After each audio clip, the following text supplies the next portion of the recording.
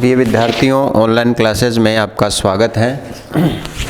राजनीति विज्ञान बीए प्रथम वर्ष हम विधायिका पर चर्चा कर रहे थे। राज्य के एक अंग के रूप में विधायिका या व्यवस्थापिका, जिसको हम अंग्रेजी में लेजिस्लेचर कह रहे हैं, आधुनिक संदर्भों में इसका अध्ययन हमारा सिलेबस का विषय है। विधायिका क्या है, इसको समझने का प्रयास हमने पिछली क्लासों में किया था।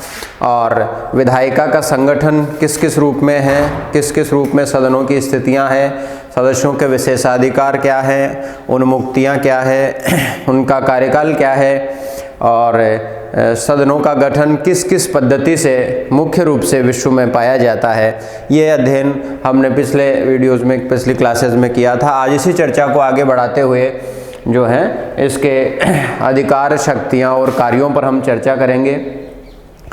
पुनः एक बार यहाँ हम रिपीट करना चाहेंगे कि विधायिका किसे कह रहे हैं। प्रोफेसर गार्नर के अनुसार राज्य की जो इच्छा है या राज्य की इच्छा जिन रूपों में जो है, जिन अंगों में विभिन्न रूपों में प्रकट और पूर्ण की जाती है, विधायिका निसंदेह उनमें सबसे प्रथम अंग है, सर्वोच्च अंग है।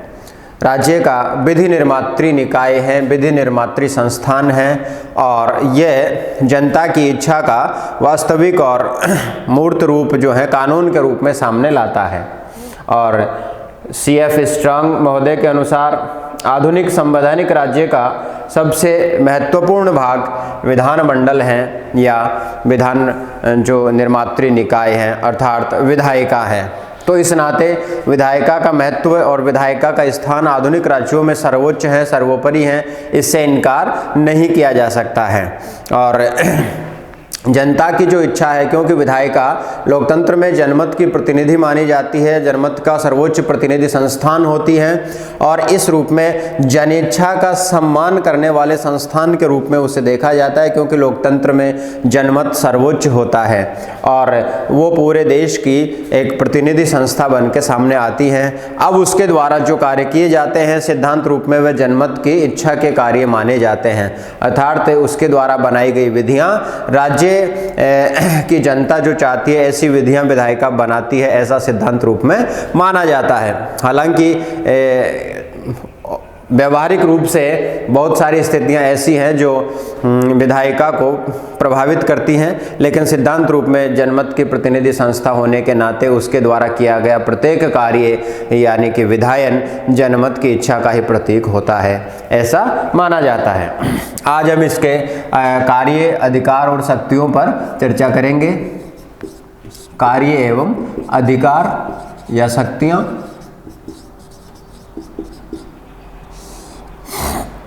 सर्वप्रथम कार्य। राज्य के कार्य विभाजन सिद्धांत के अनुसार हमने एक महत्वपूर्ण चर्चा पूर्व क्लासों में की थी, और वो ये थी कि राज्य के 3 महत्वपूर्ण विभाग हैं और तीनों महत्वपूर्ण विभागों के 3 मौलिक कार्य हैं। कार्यपालिका प्रशासन करता है, विधायिका विधायन करता है, न्यायपालिका न्याय प्रशासन करता है। और इस नाते राज्य के कार्य विभाजन सिद्धांत के अनुसार, शक्ति पृथक्करण सिद्धांत के अनुसार राज्य का ये विधि निर्मात्री अंग है, विधि निर्मात्री निकाय है, और इसके द्वारा विधायन का कार्य प्रमुखता से किया जाता है। ये इसका मौलिक मूलभूत कार्य है। तो इस नाते हमें ये समझना होगा कि जैसे प्रशासन करना कार्यपालिका का मौलिक कार्य है और न्याय प्रशासन करना न्यायपालिका का मौलिक कार्य है, उसी कड़ी में विधायिका जो है विधायी प्रशासन यानी कानून निर्माण करती है। इनेक्टमेंट ऑफ लॉज जो है इसका सर्वोपरि कार्य है, महत्वपूर्ण कार्य है, मौलिक कार्य है, सबस्टेंटिव वर्क इसका माना जाता है। ये इसका अधिकार भी है और ये इसका कार्य भी हैं। तो सर्वप्रथम रूप से हम जो है विधायिका की शक्ति और उसके कार्य जो हैं वास्तव में उस सामाजिक और राजनीतिक परिस्थिति पर प्रभावित होते हैं या उसके अनुरूप होते हैं जिसमें वह विधायी संस्थान कार्य करता है। और इस दृष्टि से आधुनिक काल में या आधुनिक राज्यों में 2 प्रकार के विधायी संस्थान या 2 प्रकार के विधायी अंगों का निर्माण जो है मुख्य रूप से देखा जाता है। एक सर्वाधिकारवादी राज्यों में विधायी निकाय और दूसरा लोकतांत्रिक राज्यों में विधायी निकाय पाए जाते हैं। तो इन दोनों राज्यों के स्वरूप के अनुसार, क्योंकि एक महत्वपूर्ण बात है कि विधायिका और कार्यपालिका के विधायिका और न्यायपालिका के संदर्भ में कि ये दोनों संस्थान, राज्य के ये दोनों संस्थान विधायी और न्यायिक अंग है, न्यायिक संस्थान और विधायी संस्थान है, ये वास्तव में उस समाज की सामाजिक और राजनीतिक परिस्थितियों के अनुसार ही कार्य करते हैं जिसमें कि ये बने होते हैं। फॉर एग्जाम्पल, सर्वाधिकारवादी राज्य की विधायिका उसी रूप को बनाए रखने का प्रयास करती है, सर्वाधिकारवादी राज्य की न्यायपालिका उसी स्वरूप को बनाए रखने का प्रयास करती है। इसके विपरीत जो लोकतांत्रिक समाजों की विधायिका है, लोकतांत्रिक समाजों की जो कार्यपालिका है वह न्यायपालिका है, वह उस लोकतांत्रिक समाज व्यवस्था की रक्षा करने का ही प्रयास अपने नियमों में, कानूनों में और सब प्रकार की व्यवस्थाओं में करती हैं। तो सबसे पहले जिस सामाजिक और राजनीतिक व्यवस्था में जो विधायी निकाय कार्य करता है उसको बनाए रखने का प्रयास इसके द्वारा वह करता है या उसी के अनुरूप वह होता है। तो मोटे रूप से दो प्रकार की व्यवस्थापिकाएं हो गई, सर्वाधिकारवादी राज्य की व्यवस्थापिका और लोकतांत्रिक राज्यों की व्यवस्थापिका। क्योंकि सर्वाधिकारवादी जो राज्य व्यवस्था होती है उसमें शासन की समस्त शक्तियों का केंद्रीकरण मुख्य कार्यपालक के हाथों में होता है, अर्थात वही एक सर्वेसर्वा होता है। सर्वाधिकार या समग्रतावादी राज्यों की राज्य व्यवस्था को अगर हम एक वाक्य में समझना और कहना चाहें तो वहाँ एक देश, एक दल, एक नेता, एक नीति, वहाँ बहुलवाद को मान्यता नहीं होती है। यही समग्रतावाद का आधार है, एक देश, एक दल, एक नेता, एक नीति, और शासन का केंद्रीकरण उसी एक व्यक्ति के हाथों में पाया जाता है। अतः ऐसी राज्य व्यवस्था में व्यवस्थापिका कार्यपालिका का अनुकरण करने वाली होती हैं, उसकी शक्तियाँ सीमित होती हैं। इसके विपरीत लोकतांत्रिक राज व्यवस्था में शासन की शक्तियों का विकेंद्रीकरण होता है, एक व्यक्ति या एक निकाय में शासन के समस्त शक्तियां केंद्रित नहीं होती हैं। फॉर एग्जांपल, इंडिया की हम बात करें तो हमारा सर्वोच्च विधायी निकाय संसद है, पार्लियामेंट है, और ये संघ स्तर पर विधायी शक्तियों का प्रयोग करता है। इसके विपरीत हमारे यहाँ विधायी शक्तियाँ बटी हुई है, विकेंद्रीकृत है। संसद के साथ राज्यों की विधानसभाएं हैं, राज्यों की विधानसभा है, और ये कई सारे अनुवर्ती स्तरों से लगा करके आपके ग्राम पंचायत तक शक्तियाँ बटी होती हैं। तो शक्ति का विकेंद्रीकरण जो है वो लोकतांत्रिक राज्य व्यवस्थाओं की विशेषता होती है। तो यहाँ की जो विधायिका है वो डेमोक्रेटिक फॉर्म में ही पाई जाती है। डेमोक्रेटिक फोरम की जो विधायिका है वो यहाँ पर पाई जाती है, क्योंकि वह इसी प्रकार की समाज व्यवस्था और इसी प्रकार की राज्य व्यवस्था में क्रियाशील होती है, तो उसी व्यवस्था को बनाए रखने का प्रयास करती है। और वो ये ऐसा करने में इसलिए सक्षम होती है क्योंकि यहाँ शक्ति का विकेंद्रीकरण पाया जाता है। शक्ति का विकेंद्रीकरण, न कि केंद्रीकरण। केंद्रीकरण समग्रतावादी राज्य व्यवस्थाओं में पाया जाता है, विधायिका कार्यपालिका की अनुगामी होती है। हमारे यहाँ विधायिका जो है पूर्ण रूप से कार्यपालिका के अनुगामी नहीं होती है, क्योंकि सत्ता और शक्तियों का विधायी स्तर पर, कार्यपालक स्तर पर जो है विभाजन पाया जाता है, विकेंद्रीकरण पाया जाता है। इस कारण से सर्वाधिकारवादी राज व्यवस्था के तुलना में जो लोकतांत्रिक राज व्यवस्था में सदैव ही व्यवस्थापिका की शक्तियाँ और कार्य अधिक होते हैं और वास्तविक भी होते हैं। वस्तुतः लोकतांत्रिक राज व्यवस्था में व्यवस्थापिका का स्थान कार्यपालिका व न्यायपालिका से श्रेष्ठ होता है। ऐसी व्यवस्थापिका के बारे में गार्नर ने कहा है कि राज्य की इच्छा जिन विभिन्न अंगों द्वारा प्रकट और पूर्ण की जाती है, निसंदेह विधायिका का स्थान सर्वोपरि है। तो ये सैद्धांतिक दृष्टिकोण, यहाँ पर एक बात हम और ऐड करना चाहेंगे और वो ये है कि ये सैद्धांतिक दृष्टिकोण है। वास्तविक स्थितियाँ ये हैं कि वर्तमान लोकतांत्रिक विश्व में विधायिकाएँ करीब करीब सभी देशों में कार्यपालिकाओं का अनुगमन करती हुई दिखाई देती है, या उनकी सहचरी संस्थाएं मात्र अनुगामी संस्थाएं बन करके रह गई है। इसके कारण बहुत सारे हैं। करीब सभी देशों में बहुमत का आधार जो है शासन का कार्यपालिका का आधार माना जाता है, और बहुमत के कारण विधायिका जो है दलों में बटी हुई दिखाई देती है और वह अपने वास्तविक उद्देश्य से भटक जाती है, दलगत राजनीति का एक अखाड़ा बन करके रह जाती है और वो देश को वास्तविक प्रतिनिधित्व प्रदान करने के बजाय बहुमत के कारण से, बहुमत के आधार पर सरकार का संगठन होने से विधायिका में बहुमत दल की प्रमुखता का ही दबदबा बना रहता है और जैसा सरकार या व्यवस्था कार्यपालिका चाहती है वैसा ही व्यवस्थापिका को कानून बनाने के लिए मजबूर होना पड़ता है। नियम या विभाजन, कार्य विभाजन के अनुसार विधेयक जो है विधायिका की तरफ से आना चाहिए, जबकि आधुनिक समय में व्यवस्था उससे बिल्कुल उलट हो गई है और विधायन के जो प्रस्ताव हैं, कानून के जो प्रस्ताव हैं वो वास्तव में विधायिका की तरफ से न आकर के बेसिकली कार्यपालिका की तरफ से आने लगे हैं, सरकार की तरफ से आने लगे हैं। और सरकार अपने बहुमत दल के आधार, क्योंकि बहुमत दल के सरकार बनती है, उसका मुखिया प्रधानमंत्री या राष्ट्रपति जो भी बनता है वो मुख्य कार्यपालक होता है और उसके आधार पर जो है वह अपने दल के बहुमत के आधार पर विधायिका से चाहे जैसा विधेयक पारित करवाने में समर्थ हो जाती है। तो इस दृष्टि से सिद्धांत को छोड़कर, सिद्धांत की बात हम छोड़ें तो व्यवहार की बात ये हो गई कि आधुनिक लोकतांत्रिक राज्य व्यवस्थाओं में भी विधायिकाएं कार्यपालिकाओं की अनुगामी संस्थाएं मात्र बन के रह गई हैं और विधायिका की वास्तविक स्थितियों में ह्रास हुआ है। इसका जिक्र हम आगे करेंगे, फिलहाल इसके कार्यों की चर्चा हम यहाँ पर कर रहे हैं। और सर्वप्रथम जो कार्य इसका है वो आपका है कि विधायन करना है या कानून बनाना है, क्योंकि राज्य का विधायी अंग है और इस नाते कानून बनाना, विधायन करना इसका सर्वप्रथम और मौलिक कार्य है, मूलभूत कार्य है। कानून निर्माण व्यवस्थापिका का सबसे प्रमुख और महत्वपूर्ण कार्य है और यह संविधान द्वारा निश्चित की गई सीमाओं में रहते हुए देश की ज़रूरतों के अनुसार कानूनों का निर्माण करती है, पुराने कानूनों का संशोधन करती है अथवा उन्हें समाप्त भी कर सकती हैं। यहाँ जो है वो प्रश्न ये है कि ये इसका मूलभूत कार्य है विधायिका का, और इस मूलभूत कार्य को करते हुए भी हमें एक बात यहाँ पर स्पष्ट ध्यान में रखनी होगी कि विधायिका भी मनमाना कानून नहीं बना सकती हैं। विधायिका को भी संविधान, उस देश की जो विधि है, मौलिक विधि जो सबस्टेंटिव लॉ है, संविधान है, उसके अनुसार ही कानून बनाने पड़ेंगे या संविधान की सीमाओं के भीतर रहते हुए उसे कानून बनाना पड़ेगा। ये बात हमें हमेशा याद रखना है कि संविधान की सीमाओं में रहते हुए कानून निर्माण करेगी। ये एक निर्धारित प्रक्रिया द्वारा कानून निर्माण करती है और ये जो प्रक्रिया है विभिन्न राज्यों की व्यवस्था के अनुसार, विभिन्न देशों के संविधान और विधियों के अनुसार, नियमों के अनुसार अलग अलग हो सकती हैं।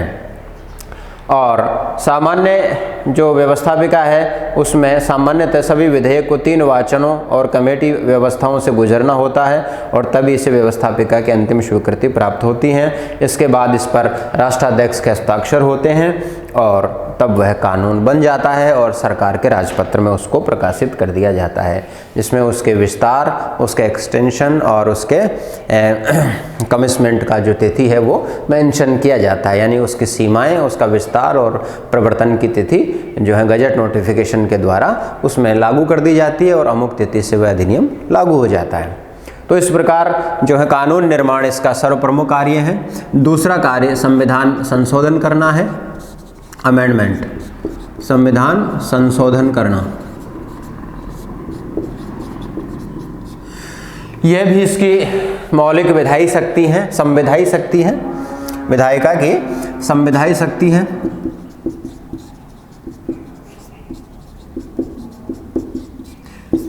संविधानों का संशोधन करना। प्रत्येक देश का अपना एक संविधान होता है और चूंकि जब भी संविधान बनते हैं तो वो 1000 साल के लिए स्थायी नहीं हो सकते हैं, समय अनुकूल उसमें बदलाव होना आवश्यक होता है, क्योंकि अगर किसी संविधान को, किसी कानून को स्थिर बना दिया जाए तो इसका ये अर्थ होता है कि उस तत्कालीन या समवर्ती समाज की प्रगति को रोक देना है। इसीलिए सभी संविधानों में संशोधन के प्रावधान पाए जाते हैं और उसके अनुसार सभी विधायिकाएं अपने स्तर पर संशोधन करती है। अब संविधानों की प्रकृति के अनुसार किन्हीं संविधानों में कठोरता से संशोधन होते हैं, इसलिए उनको कठोर संविधान कहते हैं। किन्हीं संविधानों में सरल विधियों से संशोधन होते हैं, इसलिए उनको सरल संविधान कहते हैं। बाकी संशोधन का जो अधिकार है वो करीब करीब सभी विधायिकाओं के पास में है।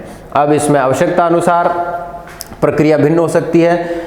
लचीला जो संविधान होता है विधायिका साधारण बहुमत से संशोधन कर देती है। कठोर जो संविधान, फॉर एग्जांपल ब्रिटेन का संविधान, कठोर जो संविधान होते हैं बड़ी दुरूह प्रक्रिया से संशोधन होता है। फॉर एग्जांपल संयुक्त राज्य अमेरिका का संविधान। भारत के संविधान की बात करें तो दोनों मिश्रित प्रणालियाँ अपनाई गई है, कठोरता के साथ साथ लचीलापन भी अपनाया गया है। तो अब इसमें नए प्रावधान भी जोड़ सकती है, पुराने प्रावधानों को बदल भी सकती है, हटा भी सकती है। जो भी प्रक्रियाएं होंगी वो संवैधानिक शक्ति के अधीन करेंगी। अब ये तो इसके मौलिक या सबस्टेंटिव जो हैं वो जो पावर्स हो गई विधायिका की, सबस्टेंटिव मौलिक हो गई। अब इसके अलावा राष्ट्रीय वित्त पर नियंत्रण, राष्ट्रीय वित्त पर नियंत्रण।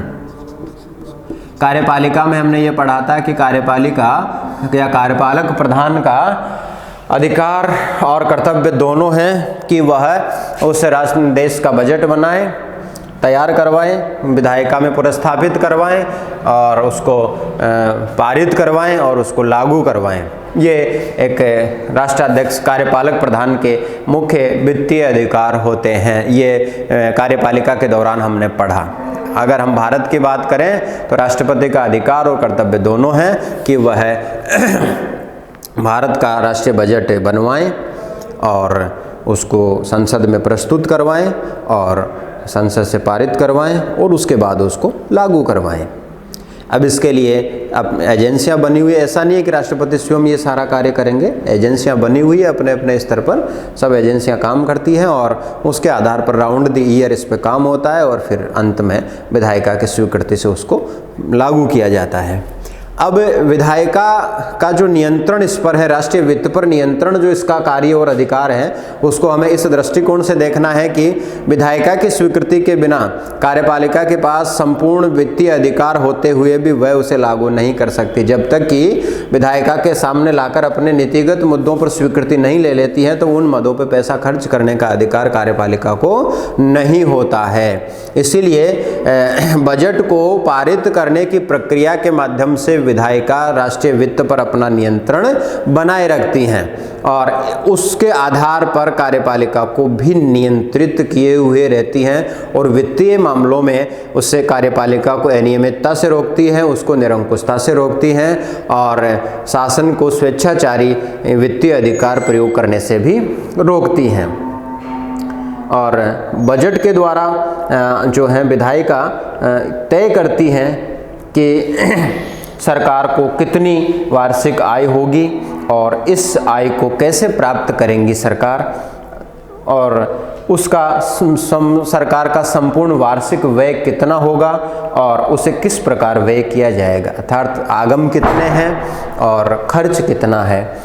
आगम और खर्च का अनुपात देखेगी, खर्च करने का जो आधार है वह संविधान सम्मत है या नहीं है, उसका उद्देश्य कानूनी है या नहीं है, ये सारी जांच परख विधायिका करेगी जिससे वित्त पर नियंत्रण जो है बनाए रखती है। ये लेजिस्लेटिव कंट्रोल ऑन फाइनेंस हो गया और उसके माध्यम से विधायिका अपने फाइनेंशियल कंट्रोल के काम को करती है। एक महत्वपूर्ण कार्य विधायिका का, महत्वपूर्ण अधिकार विधायिका का। इसके अलावा आपका कार्यपालिका पर नियंत्रण बनाए रखती हैं, कार्यपालिका पर नियंत्रण। कार्यपालिका पर नियंत्रण, चूंकि बहुमत के आधार पर कार्यपालिका जो है बहुत मजबूत स्थिति में आ जाती हैं और चूंकि राज्य की संप्रभु शक्तियों का वास्तविक प्रयोग कार्यपालिका द्वारा ही किया जाता है, इस नाते शासन के वास्तविक, राज्य के वास्तविक मुखिया बन जाती है कार्यपालिका और उस पर जो है उसकी निरंकुशता को रोकने के लिए, उसकी स्वेच्छाचारिता को रोकने के लिए उस पर कोई नियंत्रण होना आवश्यक है और विधायिका जो है ये आवश्यक नियंत्रण उपलब्ध करवाती हैं। कार्यपालिका को स्वेच्छाचारी होने से रोकती है, उसे अनियंत्रित और अमर्यादित शक्तियां प्रयोग करने से रोकती हैं, उसे कानून की सीमाओं के भीतर कार्य करने के लिए बाध्य करती हैं और इसके लिए विधायिका बहुत सारी टैक्टिक्स अपनाती हैं, जैसे कि मंत्रियों से सदनों में प्रश्न पूछे जाते हैं और कई बार तो ऐसा मुद्दा होता है कि मंत्रियों द्वारा दिए गए जवाबों से सदस्य संतुष्ट नहीं होते हैं और प्रधानमंत्री को आके सदनों में जवाब देना पड़ता है, प्रधानमंत्री का भी जवाब सदन मांग लेते हैं।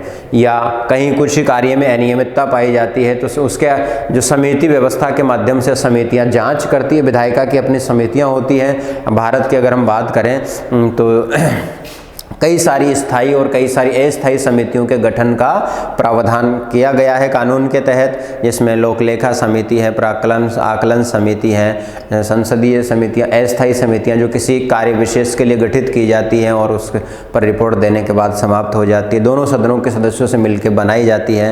तो कुल मिला के कार्यपालिका के कार्यों की जाँच करके उसकी रिपोर्ट सदन को देती है। तो इस प्रकार कार्यपालिका पर नियंत्रण जो है विधायिका बनाए रखती है। लोकतांत्रिक शासन में एक जनप्रतिनिधि संस्था होती है और इस रूप में उस प्रशासन पर नियंत्रण करना इसका महत्वपूर्ण कार्य है। और ये नियंत्रण जो है प्रत्यक्ष और प्रभावशाली ढंग से करती है।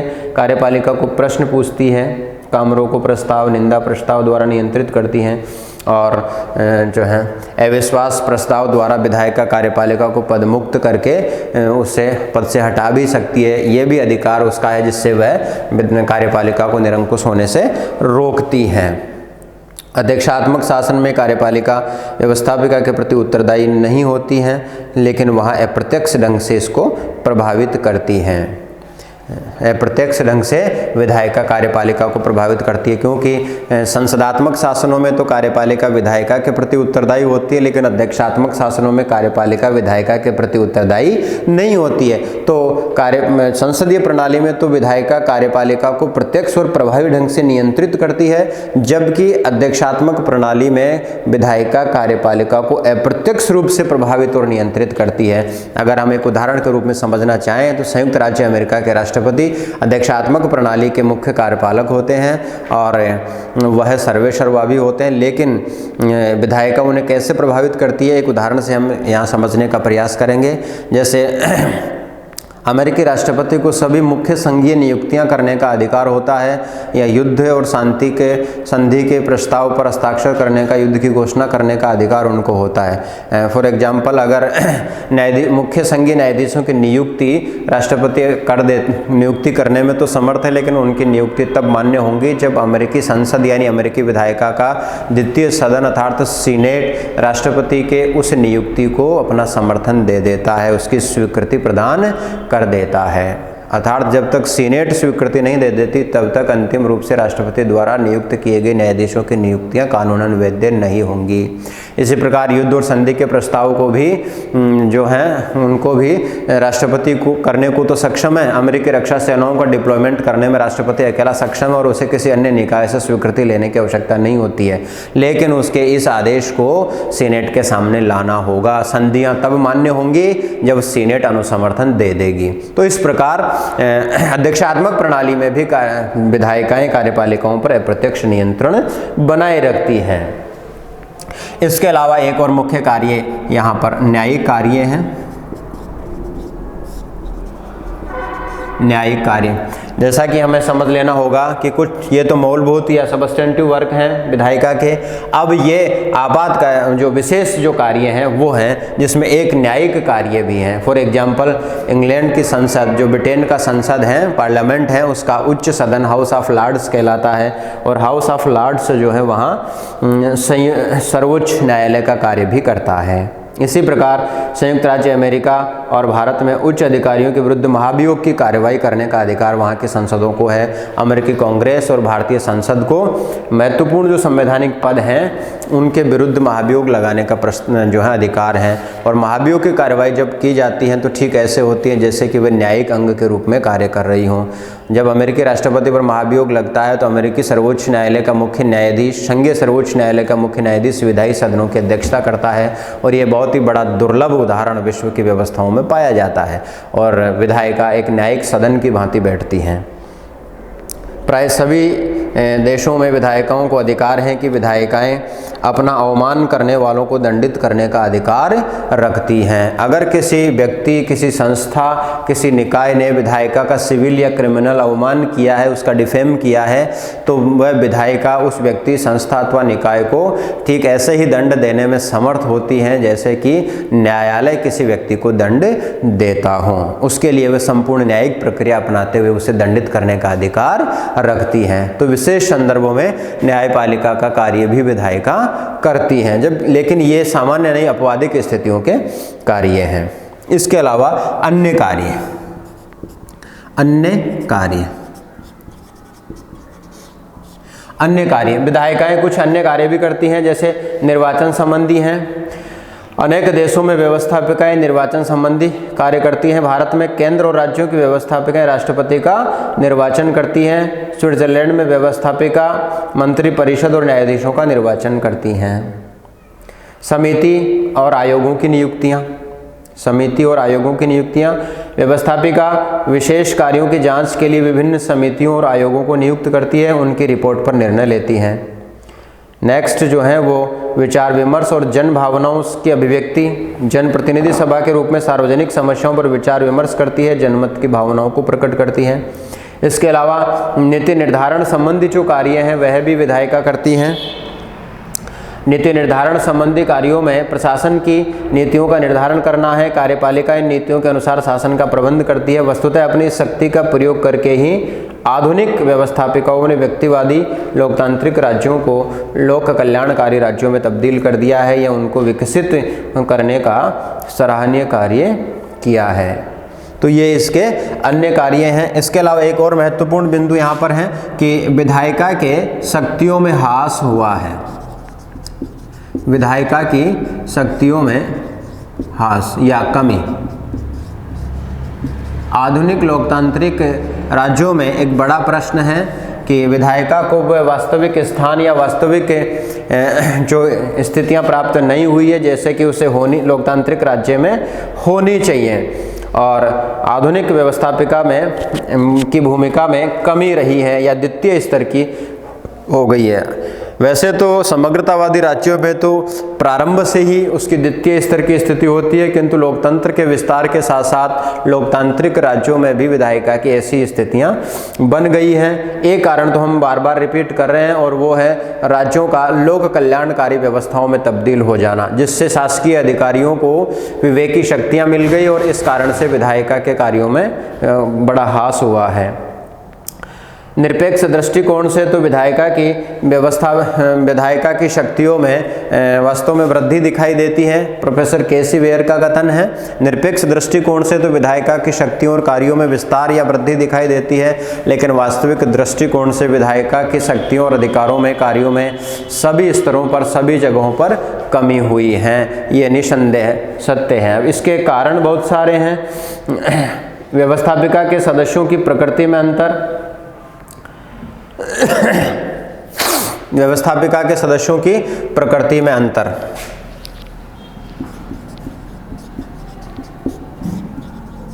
सदस्यों की प्रकृति, सदस्य तो व्यवस्थापिका के होते हैं किंतु वास्तव में वह एक दल के सदस्य भी होते हैं, और इस कारण से जो है जनप्रतिनिधि होने के साथ ही व्यवहार में दल का समर्थन उन्हें आवश्यक होता है। अतः आज व्यवस्थापिका का सदस्य जनप्रतिनिधि होते हुए भी राजनीतिक दल का या उससे संबंधित मतदाताओं की भावनाओं का प्रतिनिधि बन जाता है और सही मायने में जनता का प्रतिनिधि नहीं रह जाता है, सही मायने में विधायिका का सदस्य नहीं रह जाता है। जो दलीय अनुशासन के अनुसार उसे विधायिका में अपनी इच्छा के विपरीत, आत्मा की आवाज़ के विपरीत कार्य करना पड़ता है, और ऐसे उदाहरण जो है विभिन्न मुद्दों पर दिखाई देते हैं। स्वतंत्र विचार नहीं प्रकट कर पाते, दल के विचारों के अनुसार ही अपने विचार विचार प्रकट करने होते हैं। व्यवस्थापिका जो है वो बहुमत दल के अधीन हो जाती हैं। व्यवस्थापिका बहुमत दल के अधीन, विधायिका बहुमत दल के अधीन होती हैं, क्योंकि बहुमत दल का प्रभाव विधायिका में बना रहता है और वो अपने कार्यों को चाहे जैसी स्थिति में पूरा करवा लेता है। दलीय अनुशासन के आधार पर समस्त विधायी शक्तियों का प्रयोग दलीय हित में करने को स्वतंत्र होता है। विशेषकर संसदात्मक शासन प्रणाली में इसके गंभीर परिणाम भी निकलते हैं। सरकारी विधेयकों की संख्या में बहुत वृद्धि हो गई।